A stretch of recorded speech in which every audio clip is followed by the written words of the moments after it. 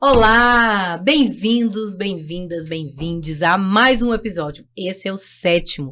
E olha, gente, você sabe que aqui a gente não gosta de poupar polêmica, de conversar, mas não é polêmica qualquer também, né? É polêmica com conteúdo, para nós o que importa é a gente discutir as coisas como elas são, dentro das nossas realidades, né? Como nos afeta, com muito conhecimento, com muito saber, com ciência envolvido. Por isso, você está aqui presente com a gente hoje nesse 7º episódio para abordar o tema sobre a descriminalização do aborto até a 12ª semana de gestação e o julgamento no Supremo Tribunal Federal. Eu não vou conversar sobre esse tema, né, sozinha. Então, claro que eu trouxe amigas de peso para conversar com a gente, mas antes, eu quero que você coloque aí, compartilhe com seus colegas, compartilhe com suas amigas. É uma organização feminista aqui, minha querida. Então, quando a gente se move, a gente precisa contar uma com as outras para as coisas acontecerem. Então, deixa seu like no YouTube, segue os Reels no Instagram. Tem movimentação ali e esse tema vai dar o que falar. Então, me ajudem, hein? Vamos segurar juntas lá e vem comigo, vem para esse 7º programa, para a gente poder fazer esse programa lindamente, coletivamente.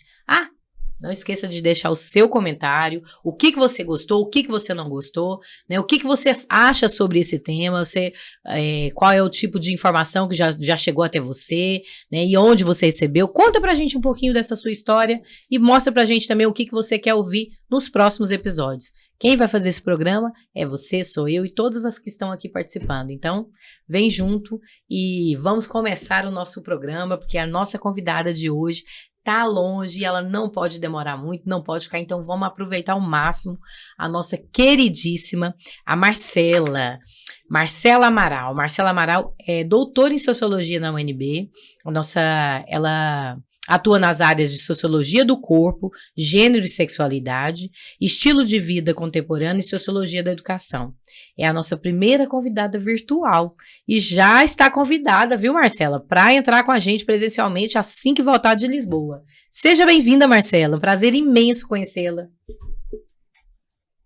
Obrigada, Cíntia, obrigada pelo convite. Quero cumprimentar todos e todas que estão assistindo, que estão nos ouvindo, né? E dizer que é um momento bem importante, uma pauta muito importante de ser discutida. Agradeço muito pela oportunidade. Nós que agradecemos, tá com uma pós-doutora. Oi? Vou cobrar esse convite de ir aí presencialmente, quando eu voltar. Ela não me conhece, ela vai estar aqui com a gente, olha... Vai ser um prazer, Marcela, maravilhosa. Nossa pós-doutora, aí já vai vir pós-doutora, né, Marcela? Assim espera. Gente, essa tarefa da universidade, da ciência, não é uma tarefa muito fácil. Brincando assim, mas é muita dedicação, muito querer mesmo, de saber, de acúmulo de saber. Porque senão a gente desistia, né, Marcela? Com certeza, né? São muitos anos de dedicação, de trabalho, né? E é um tipo de mobilidade que envolve, assim, um esforço coletivo, porque a gente tem família, né? Eu, por exemplo, estou vindo com a minha filha. Então, vocês estão me ouvindo? Sim. Estou te ouvindo. Você está vindo com a sua filha. Você está com a sua filha aí. Muda completamente a vida, a rotina, para poder garantir o estudo, né? Você já está há quanto tempo, Marcela, então, em Lisboa? Eu cheguei tem uma semana, mais ou menos. Tá recente, então. Não, mas olha, sucesso. Ainda no meio do furacão da resolução das coisas. Ainda colocando as coisas no lugar. Nem sei se eu estou no lugar ainda, né, Marcela? Olha, mas seja bem-vinda, viu? Obrigada. E ó, a gente tem outra convidada. Uma convidada que, além de muito linda, muito especial, é minha amiga também, viu, Marcela? E a gente estudou, não no mesmo curso, mas fizemos universidade no mesmo ano, no mesmo período. Verdade. E ela tem uma memória muito melhor do que a minha. Então, ela lembra de detalhes que eu não faço ideia mais, né? Mas, assim, uma pessoa que eu admiro muito, foi candidata. Eu vou falar primeiro das qualidades, depois eu conto o nome da bichinha. Ela é ativista feminista e, aliás, uma ativista feminista, assim, que quem acompanha, quem vê, quem quer estar perto, né? Porque é uma mulher muito acolhedora, mas uma mulher muito valente de luta, que realmente se posiciona, né, dentro do que ela quer. É professora hoje da rede municipal, né? Foi candidata como eu, né, pela majoritária algum tempo atrás, mas foi pelo PCB, hoje está no PSOL, participou de uma candidatura coletiva no PSOL. Bem-vinda, companheira Magda. Obrigada, Magda Borges. Cíntia. Também saudar aí a Marcela, nossa colega aí de pesquisa, né? Eu também estudei sexualidade e educação sexual no meu projeto de mestrado. Não é uma tarefa fácil, né? Sobretudo para nós, pesquisadoras, mulheres, né? Nesse ambiente tão masculino, né, Cíntia? Ocupar esses espaços é também uma tarefa, né, revolucionária, uma tarefa que nos cabe, né, e rompendo aí com a misoginia, com o patriarcado, com o machismo, e ocupando os espaços na medida em que a gente vai também abrindo caminho para novas mulheres. Ótimo. Olha, gente, tá vendo? Vai ser bom esse negócio. Então, vem junto. E a gente vai começar com o que tem para começar, né? Em março, o PSOL colocou no Supremo, para apreciação do Supremo, a questão do aborto da 12ª semana. Como é que você vê isso, Marcela? Como é que você... né, chega para você essa relação? Olha, a gente precisa chegar no Supremo para poder discutir sobre os corpos das mulheres, né? Como é que você tá? Conta um pouquinho pra gente dos seus estudos, o apanhado que você chega, o que você traz pra gente? Então, eu acho que todas nós mulheres, né, independentemente de estudo, de estarmos envolvidas com uma pesquisa sobre o tema dos direitos reprodutivos e da justiça reprodutiva de um modo geral, nós somos afetadas por esse debate, né? Então, é uma ação muito importante do PSOL no sentido de provocar o STF a dar uma resposta, né? E demonstra que a gente tem algumas lutas para enfrentar politicamente no Brasil, porque a gente tem um Congresso extremamente conservador. Em geral, essas pautas, que são pautas mais polêmicas e que são de uma importante reparação histórica, elas vêm sendo contempladas pelas decisões do STF, né? Então, foi assim, por exemplo, com a criminalização da LGBTfobia, né? Então, eu vejo com bons olhos, né, assim, que a ministra Rosa Weber tenha dado esse primeiro voto e tenha dado esse pontapé aí antes da sua saída, mas ao mesmo tempo vejo com grande preocupação, porque a gente sabe que a gente também não tem um STF confiável, vamos dizer assim, né? Nós temos figuras ali bem conservadoras, né? E nós temos muita pressão política no sentido de debater se é o STF ou se é o Congresso que deve pautar esse tema, né? E desde já eu quero reforçar que a minha perspectiva é que sim, o STF deve dar conta dessa pauta, porque é uma ação de reparação histórica, né, com relação aos direitos das mulheres, e é uma pauta da agenda feminista, assim, né, que a gente já vem trabalhando há muitos anos e que a gente vem ganhando alguns espaços na América Latina, alguns países que avançaram nesse sentido, mas nós vivemos anos de muito retrocesso, né, Cíntia? É verdade. Com relação aos direitos reprodutivos, com relação aos direitos das mulheres de um modo geral e de outras chamadas minorias e grupos vulneráveis, né? Então, a gente precisa tocar nesse assunto e precisa ter uma mobilização popular, assim, muito importante, muito engajada, para que a gente possa, de fato, conseguir que a descriminalização do aborto seja aprovada no STF. Você traz uma coisa muito legal, Marcela, que é sobre isso, né? Como é que a gente consegue envolver as pessoas, a população e as mulheres, de uma forma geral, para que essa discussão aconteça? né? A gente sabe que é isso que você traz, né? A gente está vivendo um processo ainda de retrocesso, tentando caminhar, recuperar o que foi perdido, né? E uma dessas coisas que foi perdida é o respeito. E respeito pelas mulheres numa sociedade patriarcal, numa sociedade onde que a mulher está sempre subjugada, é um objeto, direito reprodutivo, né? É uma pauta nossa, feminista. E como que a gente ganha essas nossas outras companheiras que entendem como um insulto falar sobre o aborto? Qual é a confusão que elas estão fazendo? Como é que a gente consegue, né, tirar esse ódio todo pelo corpo da mulher? Para a gente poder discutir sobre o corpo da mulher, né, com, por exemplo, a pauta reprodutiva, os direitos reprodutivos. Como é que você pode, o que você acha, assim, a gente consegue apontar, como é que a gente consegue ganhar essas manas com a gente? Difícil, né? É uma questão difícil, né? Eu acho que, assim, a organização política, a conversa generosa, né? Eu acho que tem uma série de caminhos possíveis para a gente tentar acessar as diferentes pessoas que gestam, né? Porque eu acho que isso também é um ponto importante. Hoje a gente, quando pensa em justiça reprodutiva, a gente precisa considerar que a gente tem outras pessoas que gestam nesse cenário, ainda que essa seja uma pauta histórica das mulheres. Então, hoje, antes do podcast, eu estava aqui pensando que alguns anos atrás eu fui delegada na Conferência de Mulheres, durante o governo da presidenta Dilma, né, em Brasília.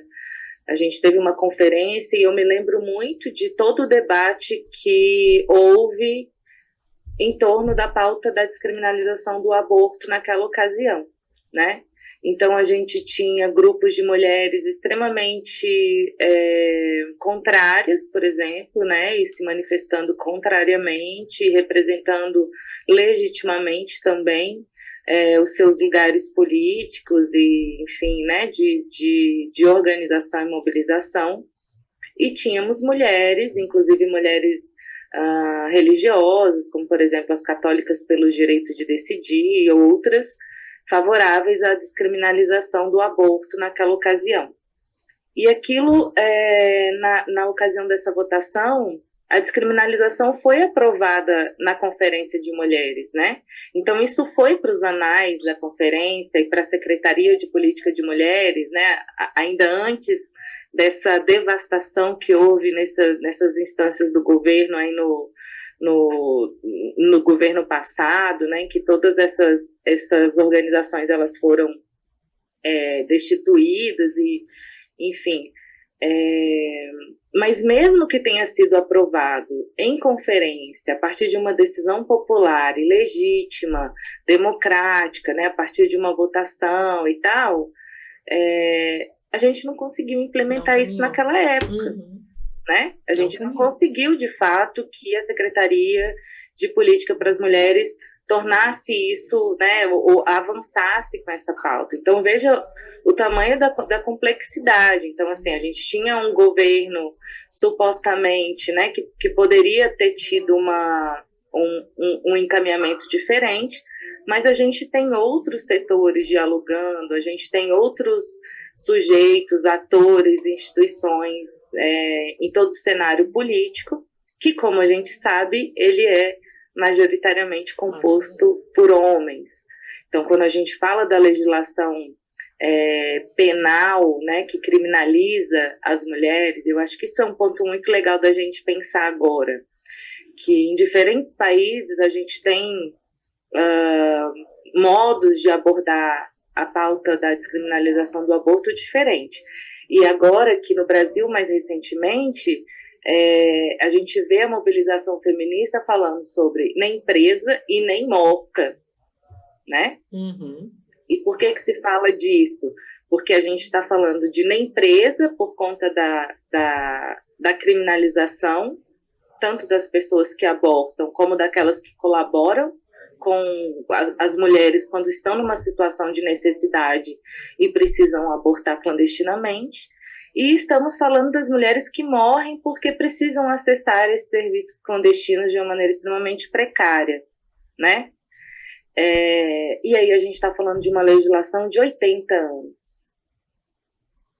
Então, por isso que, inclusive citando uma colega minha de faculdade, a professora Mariana Prandini, que eu, inclusive, Cíntia, te falo assim, que ela é uma pessoa que é especialista nesse debate, publicou recentemente um artigo com a Nancy Fraser no Globo, onde ela defende essa ideia de que a descriminalização do aborto é uma medida de justiça.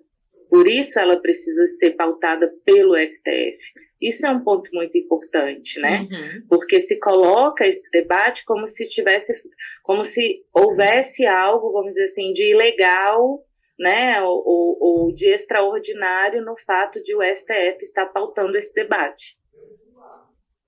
É isso, né? É isso. Como se fosse uma ação antidemocrática, que não é. Exatamente, assim, primeiro porque se o Supremo agiu é porque tem uma omissão do parlamento, né?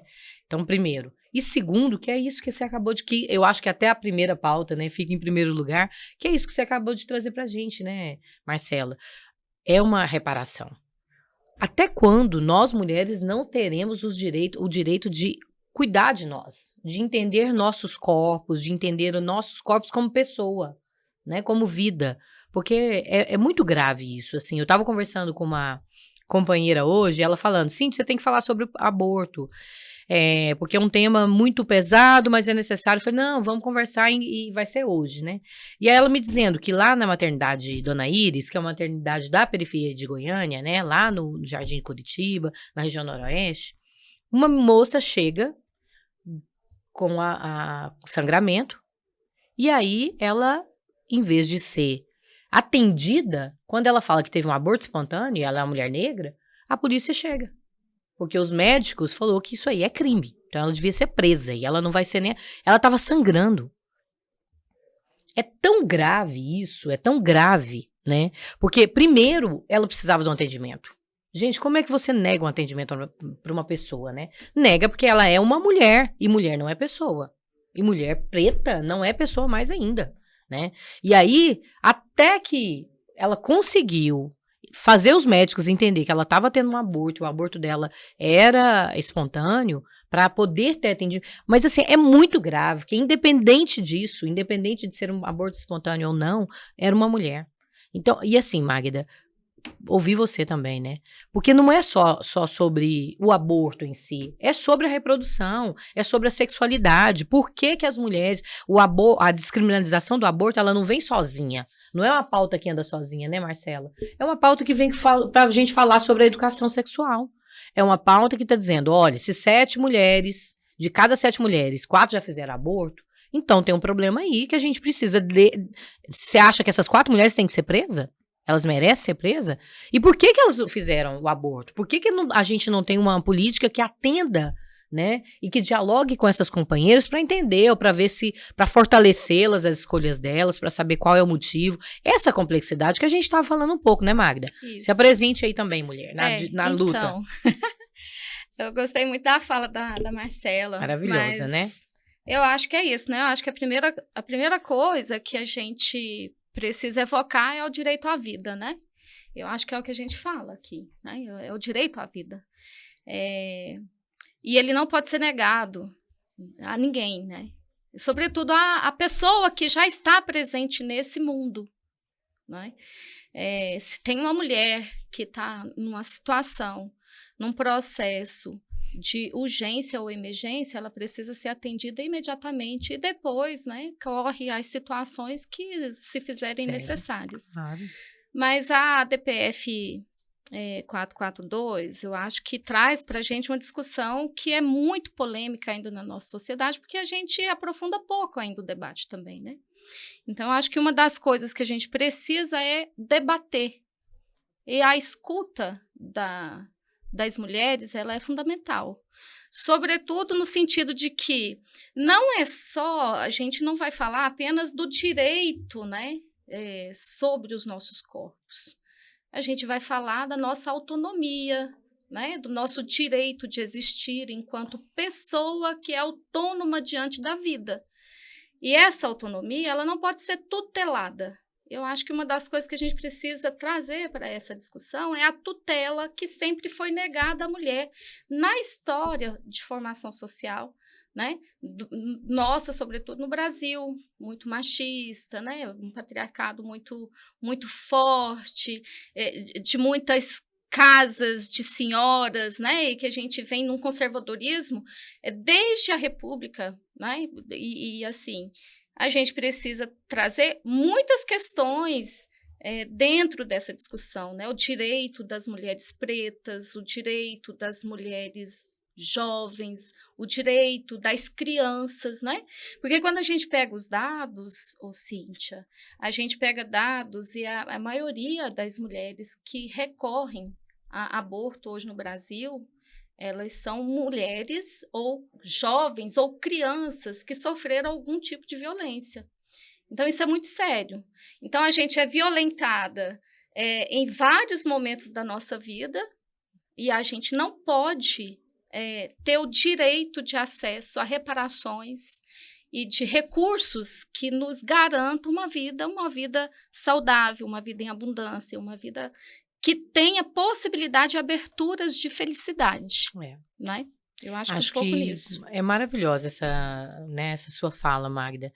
E acho que expressa muito a importância da Rosa Weber nesse processo, né? De uma mulher falar, olha, antes de sair daqui, uma mulher de 75 anos, antes de sair deste lugar, eu quero deixar a minha opinião, né, e dizer por quê com justificativa.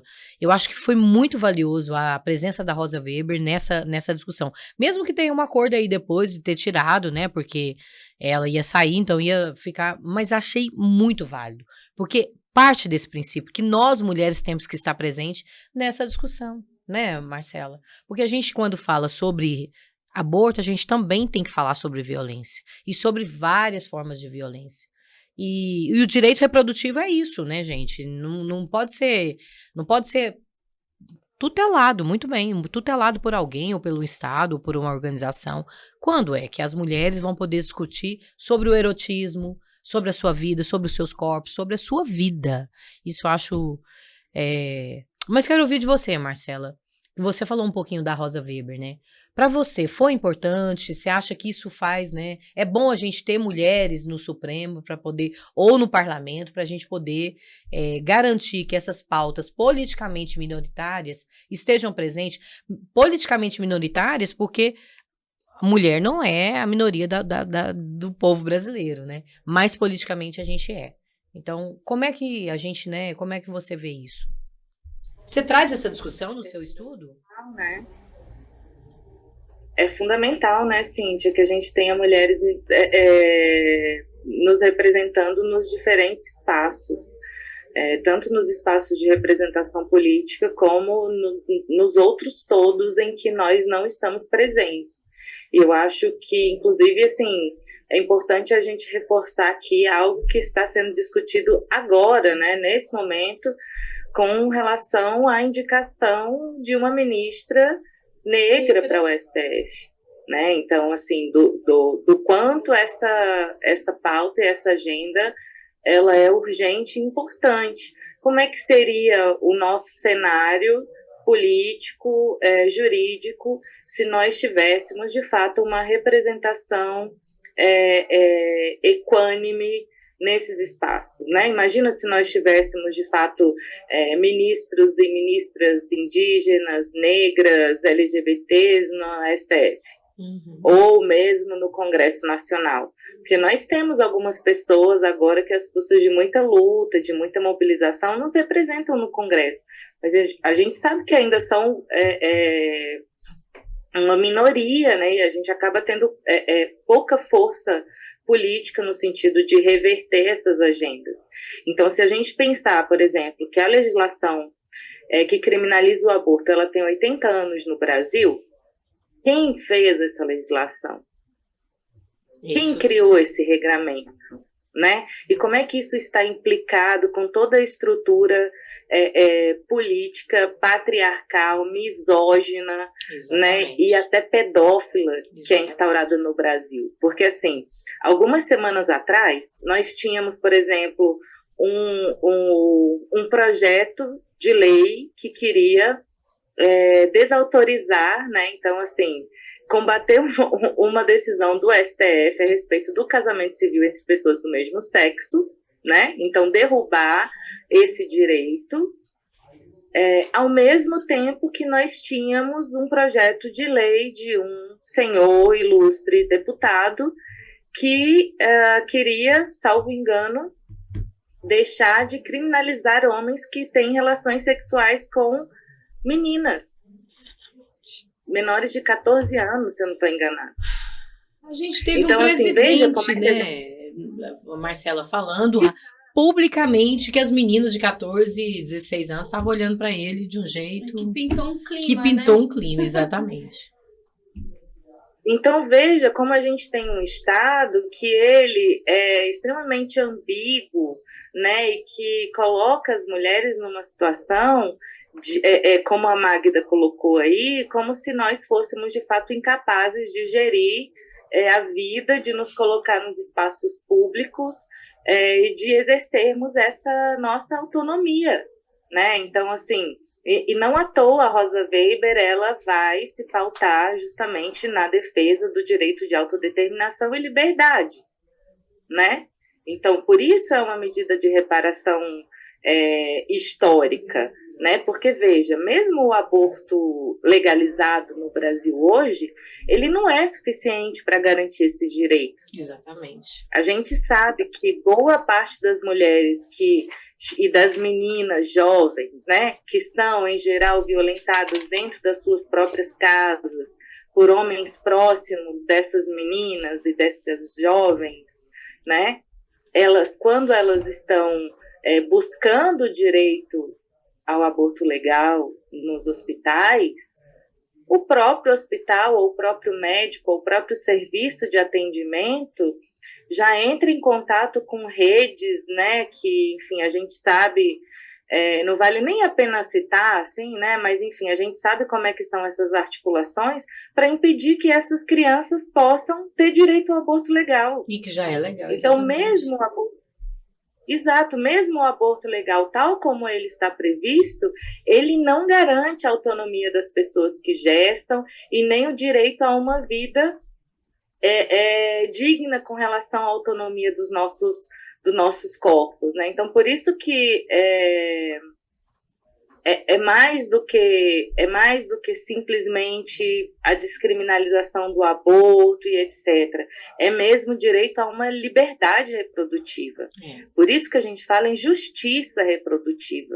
Por isso que a gente fala que essa decisão do STF é uma medida de justiça e por isso que é também vista como uma medida de reparação histórica a tudo que a gente já vem sofrendo. Muito bom, né? A gente fica... A Magda também está aqui, junto aqui, aprendendo muito, né, Magda? Sim. Com essa troca, mas a gente se emociona, porque passa, assim, né, um filme, né? Quantas mulheres precisam ser mortas? E quais são essas mulheres? Não são qualquer mulheres, né, Magda? Porque a gente vê, uma informação, o aborto, ele existe. Que eu acho que a gente precisa partir desse princípio, sabe? O aborto existe. Legal ou não, gostando ou não, a favor ou contra, ele existe. Acontece. Agora, a pergunta é, o que a gente faz com isso? Como que a gente resolve isso?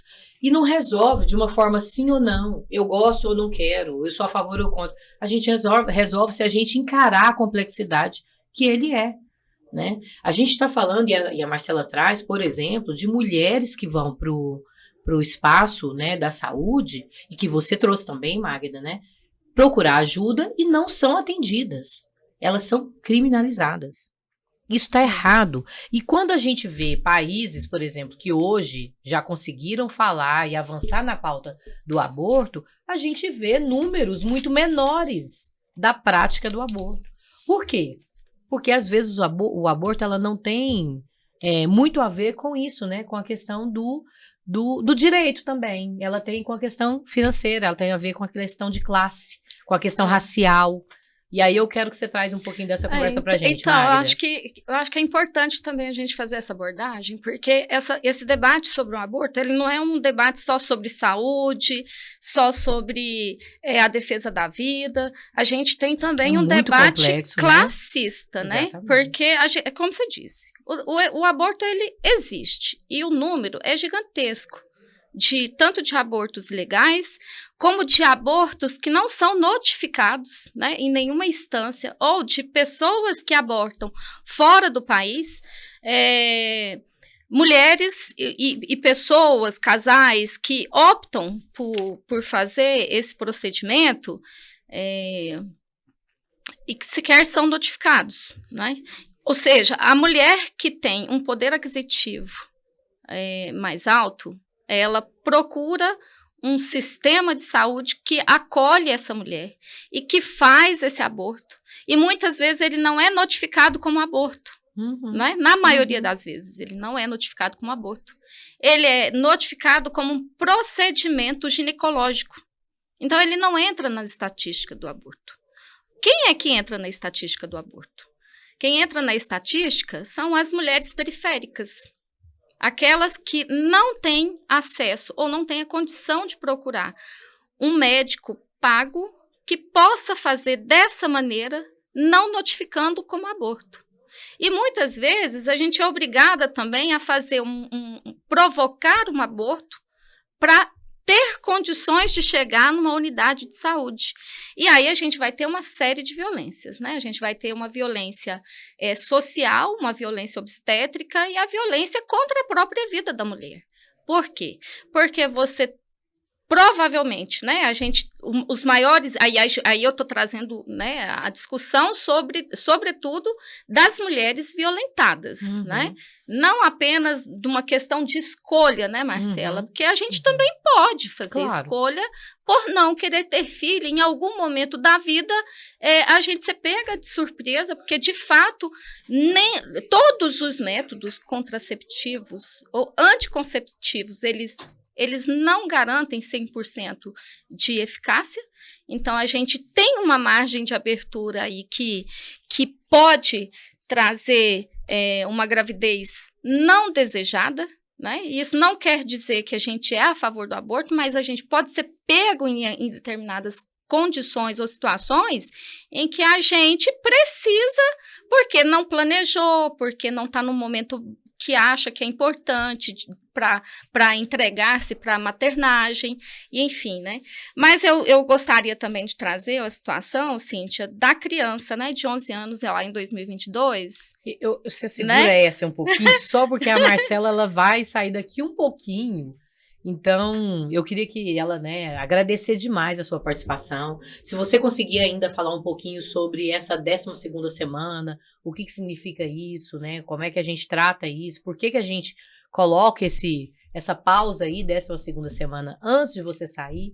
E aí, agradecer muito a sua participação, contar com você aqui pessoalmente, né? Acho que não só para esse tema, mas para a gente falar um pouco também da sua experiência aí em Lisboa, né? E da ciência, das mulheres na ciência, porque são poucas, né? E a gente precisa garantir que elas estejam presentes com a gente. A Marcela caiu? Então ela vai entrar de novo. Calma aí, gente. Essas coisas, né? Na internet é assim. Ela tava mandando mensagem aqui, eu tentando... mas a gente falar sobre a vida das mulheres sempre passa filmes, né, Magda? Então, enquanto a Marcela chega, né, a gente vamos recordar a situação daquela criança, né, de 11 anos, que ela teve a gestação, que ela teve consequentemente uma gestação decorrente de um estupro, ou seja, a primeira violência. Depois ela teve que prolongar essa gestação até a 29ª semana, né? Porque a gente teve lá a juíza Joana Zimmermann, que não conseguiu dar para ela o direito que já existia na nossa legislação. Então, não é que conseguiu dar, não conseguiu garantir esse direito, né? Garantir esse direito uma criança. Agora você pensa, né? Eu penso na minha filha, que agora já está com 18, mas pensa numa criança de 11 anos sendo obrigada a carregar uma gestação decorrente de de uma violência, né, absurda, desumana, que é o estupro, e ainda ter que passar por toda essa situação e essa condição vexatória também, em todos os espaços médicos por onde ela passou.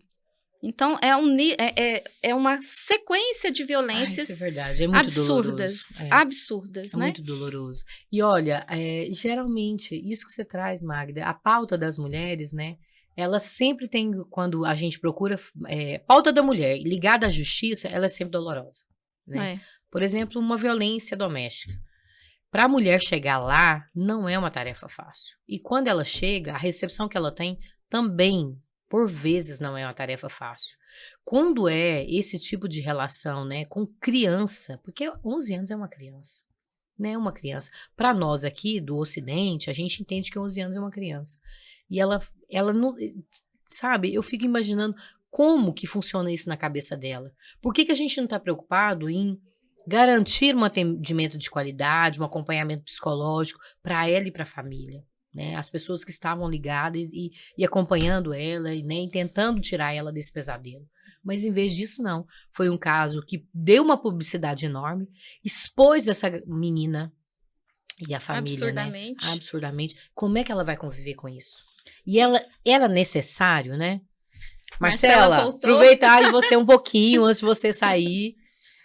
Agradecer demais a sua presença, mas queria que você, antes das suas considerações finais aí, né, trazer pra gente tava falando sobre isso um pouquinho, né? Por que tem esse período de 12ª semana? Conversa um pouquinho com a gente sobre isso. Fique à vontade também para falar outros assuntos. Então, essa questão das 12 semanas, né? Então, assim, no pedido do PSOL, né, tem essa indicação, então, de que a Corte definisse a liberação do aborto, então, a descriminalização, e que a pessoa pudesse abortar até a 12ª semana, né?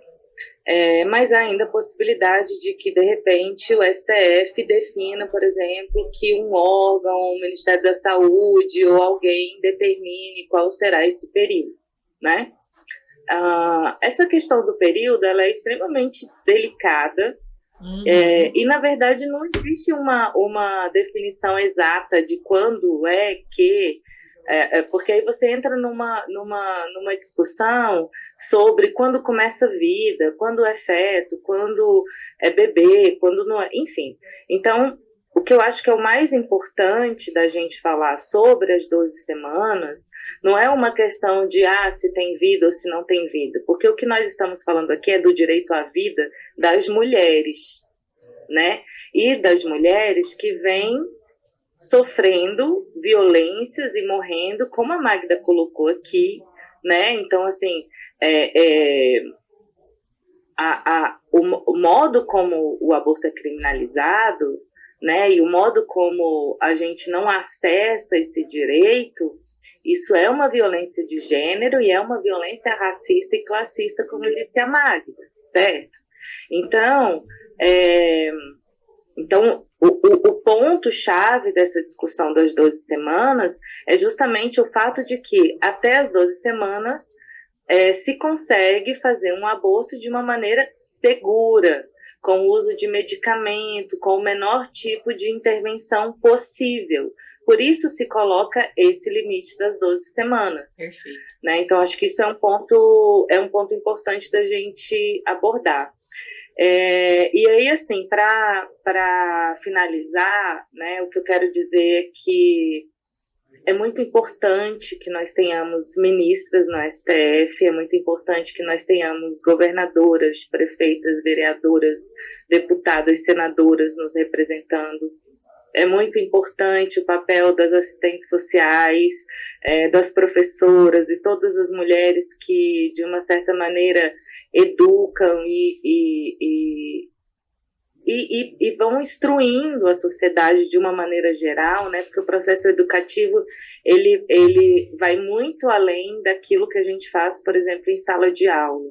A gente tem a oportunidade o tempo inteiro da gente estar né, nesse processo de educação e reinvenção das histórias para que a gente possa, de fato, derrubar essas estruturas que têm nos aprisionado e que têm nos retirado e não garante os nossos direitos, sabe?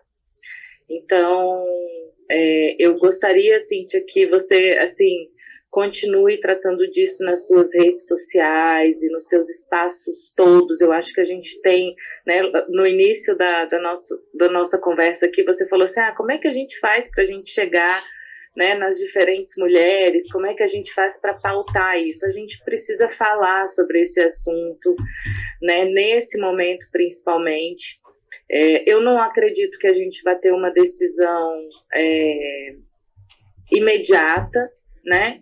Então, se eu não estou enganada, por exemplo, a quebra da tese aí do marco temporal pelo STF foi algo que ficou aí durante uns 2 anos ou mais, né, em discussão. Vejo que a gente tem uma expectativa de votos no STF, da Carmen Lúcia, do Luiz Roberto Barroso e do Edson Fachin, que podem ser favoráveis à descriminalização do aborto, e temos alguns ministros que a gente já sabe que não vão votar, que são os ministros indicados, né, pelo ex-presidente, pelo inominado, exatamente, aquele. Mas temos aí alguns votos a serem disputados, como, por exemplo, do Gilmar Mendes, do Fux, do Toffoli, o Alexandre de Moraes, o Cristiano. Então, assim, quanto mais a gente falar, quanto mais a gente conseguir pressão popular, quanto mais isso tiver nas redes sociais, né, havendo mobilização popular, eu acredito que a gente consiga avançar, porque a gente realmente precisa avançar nessa pauta, né? É uma questão de direito, é uma questão de reparação histórica, e é um pouco assim, entrar... Oi? É isso, estou concordando contigo aqui. É isso. Marcela, mas olha, deixa eu te falar que você trouxe... nessa fala, né, o que você traz, e por que a gente consegue, depois de 80 anos, discutir o aborto. E eu acho que você é o exemplo disso, como a Magda, né, que trouxe essa discussão que hoje outras mulheres, né, tantas outras mulheres conseguem ocupar espaços, como, por exemplo, a ciência. Conseguem ocupar espaço na sala de aula, conseguem ocupar espaço no que é público, né? Então... o quanto é importante a gente garantir que o Supremo, o quanto é importante a gente garantir que o Parlamento, o quanto é importante a gente garantir mulheres na ciência, né, Marcelo? Para que assuntos como este, para que as reparações históricas que a gente tem, e não são poucas, a gente realmente, né, consiga pautar. Eu acho que você respondeu, eu acho que é isso, trazer a oportunidade para tantas outras mulheres poderem discutir, e você está de parabéns, como a Magda e tantas outras que nos colocam nossos corpos à frente dessas lutas, porque a gente entende o quão é importante, o quão é doloroso, mas o quão é importante a gente fazer parte da luta em defesa das mulheres, em defesa do direito das mulheres, né? Muito obrigada, viu, Marcela? Parabéns pela sua atuação e pela sua construção aí, pequena cientista. Boa sorte aí, Marcela. Cíntia. Boa sorte para você nesse seu caminho. Que você Magda, traga para a gente. Quero muito que a gente possa conversar mais, viu, Magda? Porque, assim, eu estou em Portugal trabalhando com a questão do enfrentamento das violências na escola, sobretudo aquelas decorrentes das questões de gênero, sexualidade, raça, xenofobia. E eu tenho trabalhado nesses anos todos na UFG, principalmente discutindo gênero e diferenças na escola, né? Então, eu já passei por muitos percalços aí, tanto, né, por conta da militarização das escolas, como da resistência de algumas escolas para que a gente discutisse determinadas temáticas. Então, assim, eu tenho trabalhado principalmente nesse campo da educação, e trabalhando com esses debates, né, acreditando muito que trazendo essas discussões e trazendo esse tipo de educação mais democrática, mais alinhada aos princípios de direitos humanos, é assim que, com o tempo, a gente vai, de fato, conseguir avançar na nossa sociedade, né? Tornar a nossa sociedade mais justa, mais plural, mais diversa. Então, Magda, Cíntia, um beijo para vocês. Espero que a gente possa aí ter futuras parcerias. Espero que a gente possa reproduzir esse podcast daqui a uns meses, falando que o aborto foi descriminalizado no Brasil, menos meninas estão sofrendo violências, menos meninas estão sendo obrigadas a se tornarem mães, né? Porque criança é para brincar, né? As mulheres, elas devem ter direito aos seus próprios corpos, decisões, seu futuro e atuar nos espaços possíveis, né? Onde elas queiram estar. Então, agradeço muito pela oportunidade, um beijo para vocês. Boa noite aqui. Estou à sua disposição, viu, Boa aqui tarde, para a gente né? fazer esses debates maravilhosos, né? Porque de fato a gente precisa não só aprofundar, mas também ampliar, né? Ampliar o debate, sobretudo que agora a gente não tem mais no currículo escolar a pauta da educação sexual, enfim. É por aí. Continuamos na luta, vamos juntas. Obrigada, viu, mulher? Abraço, e presente gente. aqui da próxima vez, hein? Axé, tudo de bom. Axé. Ai, maravilhosa, né? Sim. Gente, Uma eu graça. espero que vocês tenham gostado da participação da Marcela, né? Eu acho que ela vai contribuir muito com o nosso Um debate. aprendizado, né, gente? E é isso, assim, com tanta ternura, né? É. Ela fala assim, tranquila, eu quero aprender a ser assim, tão serena. Eu acho que quando eu crescer também, eu dia, quero ser eu acho assim. que vai ser da próxima. Na próxima encarnação. Vai ter que ter próxima encarnação, porque É. eu não tenho muita... Então, mas eu acho que duas questões que a Marcela traz, que é muito importante a gente trazer, né? Que é uma delas é, sobretudo, a questão do direito à vida da mulher, né? Que não é só uma questão de direito à vida. É um direito de justiça, é um direito de saúde. Mas, para além disso, né, a gente está falando também sobre o direito das mulheres sobre elas mesmas, ou sobre nós mesmas, né? O nosso direito sobre nós mesmas. E aí, na história, né, das nossas formações, a gente vai entendendo que esse direito da mulher sempre foi tutelado, sempre foi terceirizado. Antes era o pai, depois era o marido, agora a gente está tentando ser a gente mesmo, mas a gente ainda encontra muitos atropelos, muitas barreiras, né, muitos muros que a gente precisa derrubar. Então, e também não é uma coisa... Quando a pauta conservadora também traz esse debate sobre o aborto, que eles evocam o direito à vida, não é só sobre a vida que eles estão falando.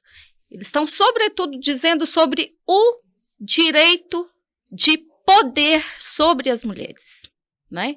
Porque se eles estivessem tratando sobre o direito à vida, nós não teríamos no Brasil hoje 34 mil crianças em situação de rua. Nós não teríamos hoje no Brasil 181 mil moradores de rua, né? Então, assim, e que vida que eles estão defendendo? Qual é essa vida?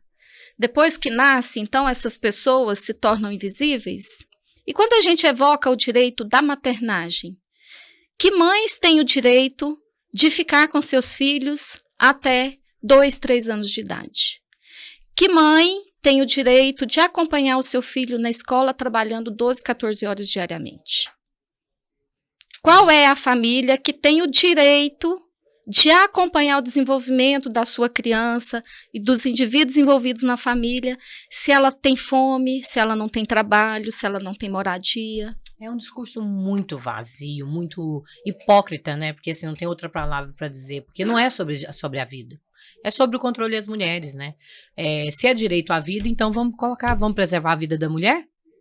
Pronto. Mas a mulher, ela é tão objetivada que ela passa a ser mulher depois que ela casa. Antes ela é uma criança, ela é uma menina, né? A minha filha. Aí quando ela casa, ela vira minha mulher. Então, essa necessidade de colocar colocar em nós todas as correntes possíveis que move esse tipo de discussão, que aí se intitula como direito à vida, mas não é pela vida. Porque isso que você traz, Magda, é muito sério. A gente pode andar agora nas ruas de Goiânia, a gente vai encontrar crianças em situação de rua, a gente vai encontrar mães em situação de rua, a gente vai encontrar pessoas pretas, pobres, nos sinaleiros pedindo alguma coisa.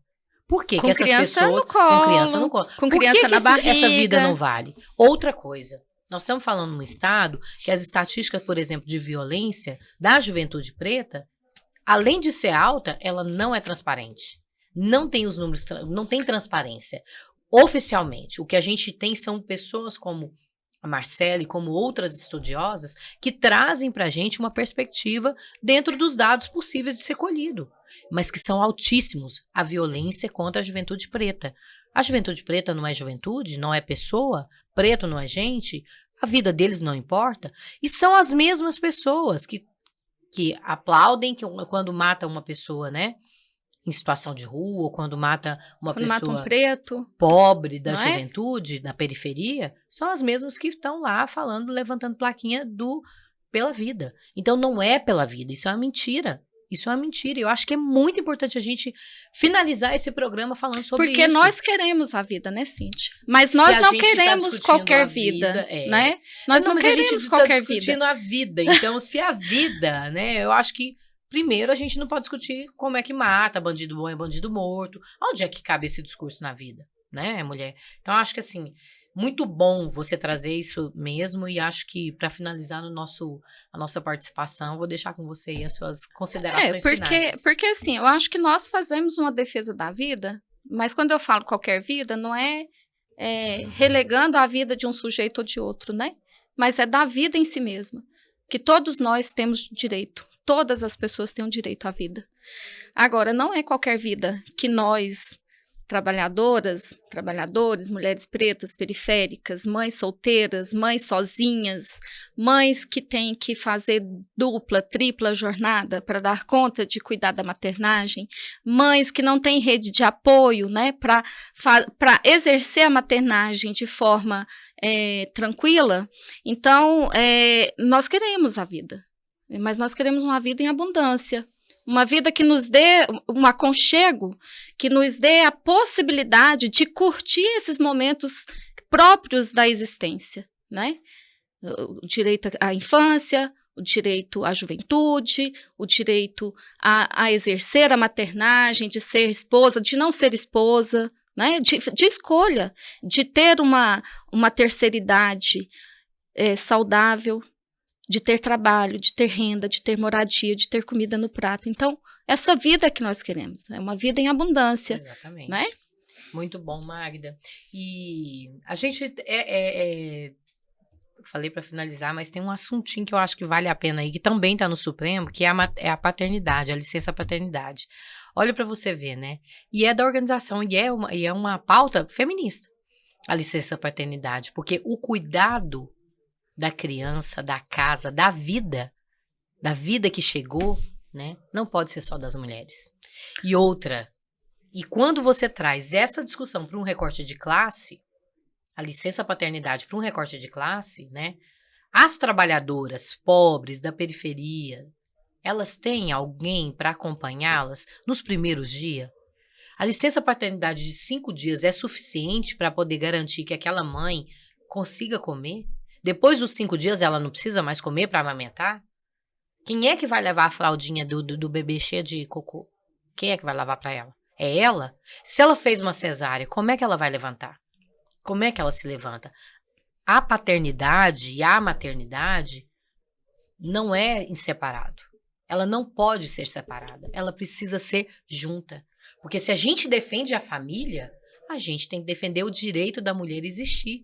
E para a mulher existir, ela precisa que esteja acompanhando, né? E que esteja lá contribuindo, porque não é ajudando. Não é ajudando, a gente não faz filha sozinho. Está na maternidade. Então, esse quando a gente fala direito à vida, inclui todas as coisas, inclusive os homens. Inclusive o direito dos homens de participar efetivamente da distribuição social do trabalho, inclusive do trabalho doméstico. e do trabalho do cuidado, né, Magda? Então, não tem possibilidade de existência da vida sem homem e mulher, né? Não existe essa possibilidade. Mas também a gente precisa construir uma sociedade em que as responsabilidades sejam divididas. E a responsabilidade de exercer o poder sobre o corpo, os homens têm. Mas nós mulheres não. Inclusive, eles abortam, né? Livremente, né? Vão embora comprar cigarro e nunca mais voltam. Vão embora comprar cigarro e não voltam mais. Exatamente. Ou mandam matar, porque a gente tem vários casos, né? De homens que descobriram suas namoradas, suas esposas grávidas e não queriam assumir, amantes. E aí, quando não assumem, fazem o quê? Dão um sumiço. E não é vida. Né? E aí não é vida, né? E aí é que a gente pergunta, de que vida então que eles estão falando? De que vida que se importa, os conservadores falam, né? Que vida que importa? Porque quando chama para a responsabilidade os homens, aí né, a gente não fala mais de vida, não é? A gente não está falando dessa vida que tanto se cobra, que tanto se evoca. Mas, e esse aborto masculino tem consequências gravíssimas, e outra coisa, não é só isso. É óbvio que é uma pauta, né? A licença para os homens, a licença maternidade para os homens. Eu falo isso também. É uma reivindicação nossa. Por quê? Porque esses primeiros cuidados com esse ser que chega no mundo é muito doloroso, né? E aí, quem é que vai estar lá na rede de apoio? Normalmente, geralmente, são outras mulheres. Geralmente são outras mulheres. E cadê o pai? Cadê o tio? Cadê o avô? Cadê o irmão? Então, essa rede de apoio precisa muito inserir o homem. Precisa muito formar esses homens para que eles consigam também exercer sua parcela de responsabilidade, não só na formação desse sujeito que aí está, não, mas é na formação da sociedade. Claro. Porque qual sociedade que a gente quer para daqui e a desculpa, é porque eu não sei pegar direito, é porque eu não tenho costume. Não é a gente isso. também não, Magda, a gente não nasce a gente sabendo, não aprende. Né? Eu costumo dizer, olha, gente, eu queria muito que... Eu tenho 2 filhos completamente diferentes um do outro, completamente. Tem muitas coisas que parecem muito, mas completamente. Mas se tivesse um manualzinho assim, tinha que ser 2 manual. E esses manual tinha que ser atualizado à medida que as crianças vão crescendo. Então, eu não nasci sabendo criar o menino A, o menino B, a menina A, a menina B. Eu aprendo com ela. Então, não é essa a desculpa dos homens. Eles aprendem. Porque se tem a responsabilidade de fazer e de criar e da família, ele tem que ter a responsabilidade de estar presente, né? De acompanhar a vivência das mulheres, a vivência da criança, né? Está lá, está presente, porque é no mínimo isso. E esses primeiros dias, é isso que você trouxe, é uma transformação do corpo da gente, assim, muito, não tem nada de romântico nisso, né? Você engravidar e criar uma criança não tem nada de romântico. Ninguém conta pra gente que o nosso seio vai ferir, que vai sangrar, ninguém nos conta que a gente vai ter dificuldade para andar, que a gente vai ter cólica uma semana seguida, que a gente vai sangrar praticamente 30 dias sem parar. Ninguém conta essas coisas pra gente, nem a mãe, que geralmente conversa com a gente sobre esses assuntos. Uma coitadinha não vai querer. Sobre esses assuntos, a gente conversa pouco, a gente dialoga pouco. Então, assim, a maternagem, ela tem consequências graves, né? É assim... Existe uma romantização grande, sobre a maternidade, mas é uma romantização para aquela mulher lá que tem condição de pagar 2, 3 babás. Essa está postada aí nas redes sociais, você pode abrir e vai ter umas 50 aí, né? Mas vai lá na periferia para ver como é que é a realidade da mãe que acabou de parir. E tem que fazer comida, né? Para os outros neném, para as outras crianças. Para os 3, 4 que estão ali esperando, para o marido que vai chegar do trabalho. É difícil. E a gente precisa fazer esse debate, né? Porque existe 2 tipos de maternidade no Brasil. Não só no Brasil, no mundo, né? A maternidade das trabalhadoras e a maternidade das mulheres burguesas. Bem-vindos à vida real. Muito obrigada, mulher. Você vai ter que voltar, a gente vai ter que falar sobre maternidade só, porque eu acho que é uma pauta também que a gente precisa debater, né? E é isso, assim, tirar esse romance e trazer para a realidade, porque eu acho que a gente tem que ter mais ciência. Não, outro dia, só contar rapidinho aqui, porque a gente já vai finalizar. Não, já aproveito, já Mas contando agradeço. rapidinho aqui, outro dia uma amiga, professora, né, ela pariu e ela tava pedindo socorro, né? Gente, mas e aí? O que eu faço? Meu peito tá assim, minha barriga tá doendo, e eu não consigo fazer nada, eu não consigo sequer lavar meu cabelo, porque a hora que eu levanto o neném tá chorando, e aí eu chamo alguém, eu vou falar... Então, assim, pensa uma loucura, gente. Então, a gente precisa não só falar sobre os assuntos, mas também formar redes de apoio, porque numa sociedade de 20, 30 anos atrás, Cíntia, a gente tinha a parentalidade mais próxima, né? A mãe, a tia, a avó, os vizinhos todo mundo ajudava. Hoje, a gente mal cumprimenta o vizinho do lado. Hoje os muros estão cada vez mais altos. Mais altos e os portões fechados. Exatamente. E a individualidade muito forte. Então, a gente precisa também criar redes de apoio para que essas mulheres, para que nós mulheres, para que as crianças, para que a juventude, para que os idosos, para que a vida, de fato, seja garantida. Porque é essa vida que a gente quer. Uma vida comunitária, uma vida, né, coletiva, onde todas as pessoas são responsáveis pela vida que a gente gera e pela vida que a gente quer. Exatamente. Tem acesso a tudo. Obrigada, Magda. Você vai voltar sempre. Obrigada, querida. Bom. Você é muito querida. Quem dera, né? Eu espero que vocês tenham gostado. Eu acho que ficou com gostinho de quero mais, porque eu queria ficar mais 1h30 aqui falando, né? E acho que é muito bom a gente poder ter a oportunidade de conhecer nossos corpos, de trocar essa experiência, de conhecer essa realidade, de fazer e garantir que essa troca chegue até você e que te permita fazer as suas escolhas, né? Consciência ou com consciência. Falar também sobre prazer, né? Porque o nosso corpo não é só para produzir outros seres humanos. O erótico produz erótico, a gente produz prazer. A Eliane esteve aqui, falou um pouco sobre isso, mas a gente precisa garantir mais discussões. Então, eu espero que você goste, compartilhe o conteúdo, coloque aí no seu comentário se você gostou, o que não gostou, né? Vale tudo, menos xingar, porque tem um pessoal, Magda do céu, que entra no Reels do Instagram. Não tem problema não, porque esse movimento a sua página, movimento a rede social, deixa eles, podem vir. Mas comentem aí, fala pra gente o que você gostou, o que você não gostou. Deixa seu like, compartilhe, né? E vamos discutir mais. Aliás, opina aí, o próximo programa vai ser sobre o quê?